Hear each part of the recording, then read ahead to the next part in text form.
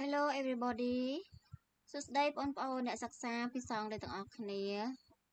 ចាមិនថាទាំងអ្នកសិក្សាភាសាអង់គ្លេសនិងភាសាខ្មែរតែណា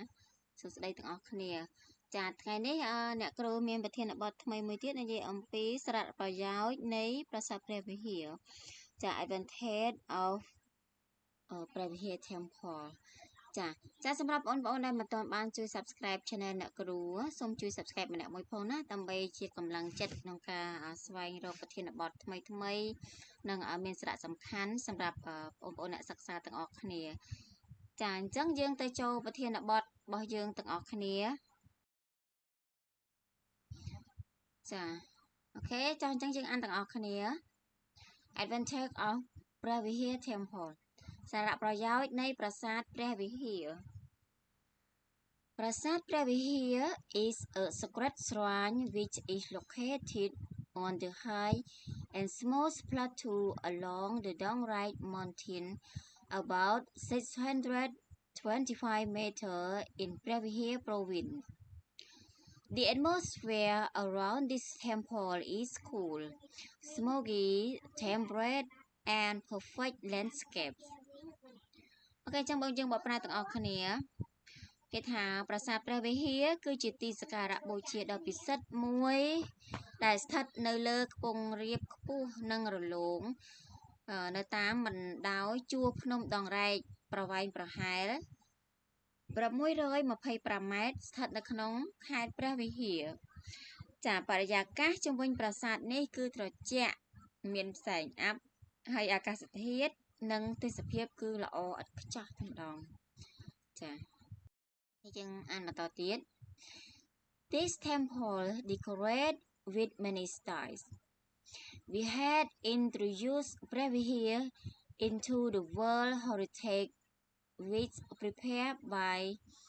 UNESCO on 7th July 2008. It gave us some important benefits. អូខេចឹងយើងបកប្រែគេថាប្រាសាទព្រះវិហារប្រាសាទនេះគឺតុបតែងទៅដោយរចនាបថជាច្រើនបែបយើងបានបញ្ចូលប្រាសាទព្រះវិហារទៅក្នុងបេតិកភណ្ឌពិភពលោកដែលរៀបចំដោយអង្គការ UNESCO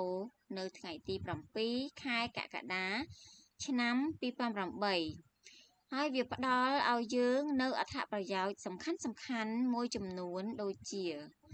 ចាចោះចឹងយើងទៅមើលអត្ថប្រយោជន៍ទាំងអស់គ្នាFirst,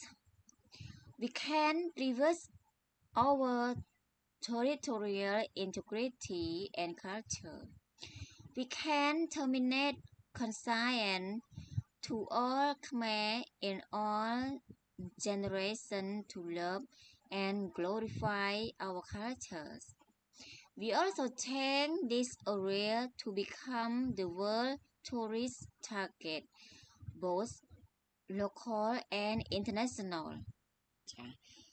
ទី1យើងអាចថែរក្សាបូរណភាពទឹកដីរបស់យើងនិងវប្បធម៌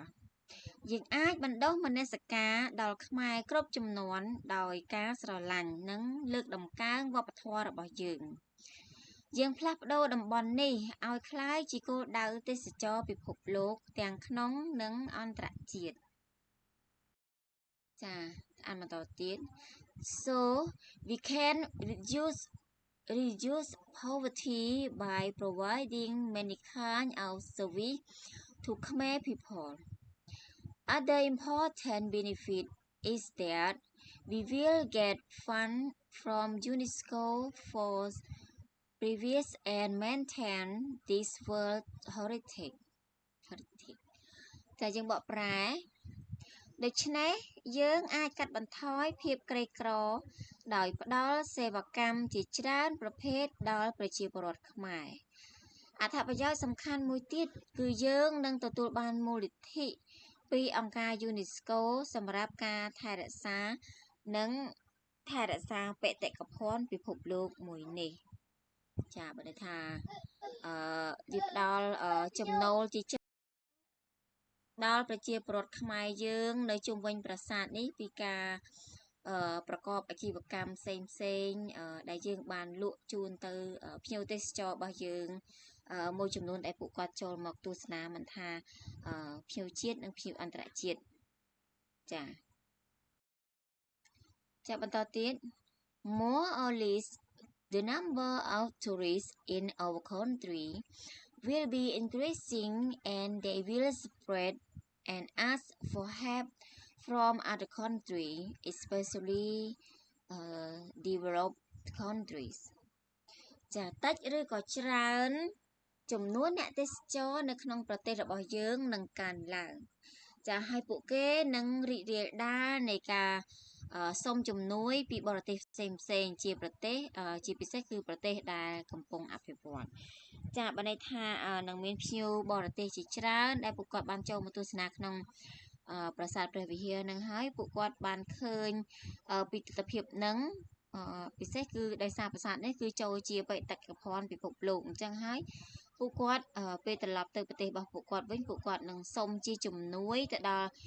ប្រទេសរបស់ពួកគាត់ហ្នឹងដើម្បីចូលជាមូលនិធិផ្សេងដើម្បីកសាងប្រាសាទយើងហ្នឹងថែរក្សាប្រាសាទយើងហ្នឹងឲ្យមានសោភ័ណភាពនិងជាភាពតាក់ទាញបន្ថែមជាងនេះទៅទៀតណាបងប្អូនចាហ្នឹងគឺក្នុងន័យអញ្ចឹងចាយើងបន្តទៅទៀត In conclusion we can get many benefits both inside and outside the country so we should try all our best to preserve and conserve our temple not onlyព្រះវិហារ but also all Khmer ancient temple because those are the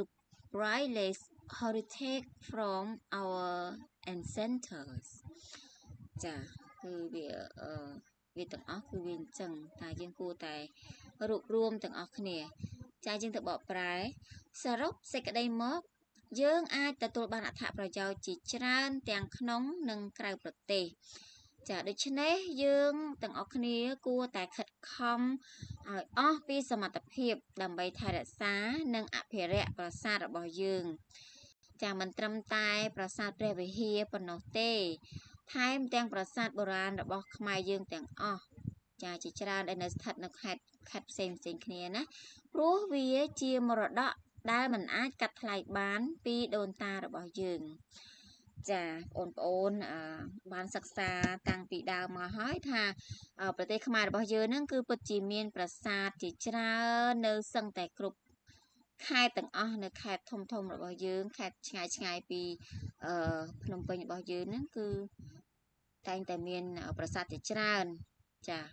ព្រះវិហារសៀមរាបចានិងខេត្តផ្សេងណាជាច្រើនណាស់ដែលត្រូវបានថៃគេយកទៅចាអញ្ចឹងសង្ឃឹមថា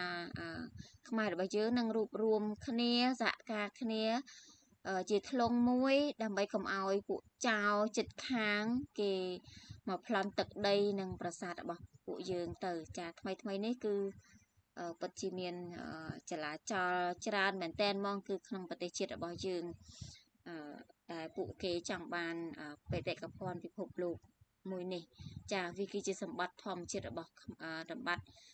ដូនតាយើងដែលបានបន្សល់ទុកមកឲ្យកូនចៅរបស់យើងចំនួនក្រោយចាគឺជារបស់ខ្មែរពិតប្រាកដ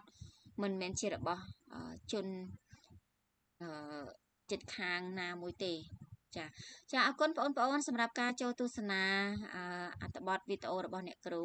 ចាបងប្អូនសូមជួយ Subscribe Channel របស់អ្នកគ្រូម្នាក់មួយផងណាចាអរគុណជម្រាបលា